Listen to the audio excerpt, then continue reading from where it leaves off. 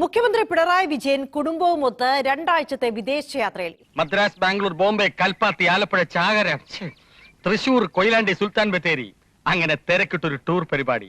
ഞാനും ടാറ്റയും ബിസിനസ്മാൻമാരായി പോയില്ലേ, എന്ത് ചെയ്യാം. ഇന്തോനേഷ്യയും സിംഗപ്പൂരും UAEയും സന്ദർശിക്കും. നീ ഇത് ആരെ കാണിക്കാണ്ടേ പോണത്?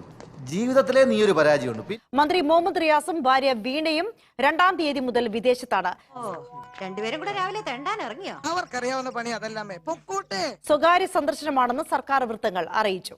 നാട്ടുകാരുടെ പരാതി കേൾക്കാനേ നേരമുള്ളൂ. ഇന്നു രാവിലെയാണ് മുഖ്യമന്ത്രി പിണറായി വിജയൻ, ഭാര്യ കമല, കൊച്ചുമകൻ എന്നിവർ നെടുമ്പാശ്ശേരിയിൽ നിന്ന് യാത്ര തിരിച്ചത്. ഒന്നും വിചാരിക്കല്ലേ, അല്ലെങ്കിൽ ഒന്നും വിചാരിക്കില്ലെന്നുള്ളത് എനിക്ക് അറിയാമല്ലോ. 12-ാം തീയതി വരെ മുഖ്യമന്ത്രിയും കുടുംബാംഗങ്ങളും ഇന്തോനേഷ്യയിലായിരിക്കും. തുടർന്ന് 18 വരെ സിംഗപ്പൂരിലും. മയ്യനാട് മാധവനെ ഞാൻ സമ്മതിച്ചെന്നിരിക്കും.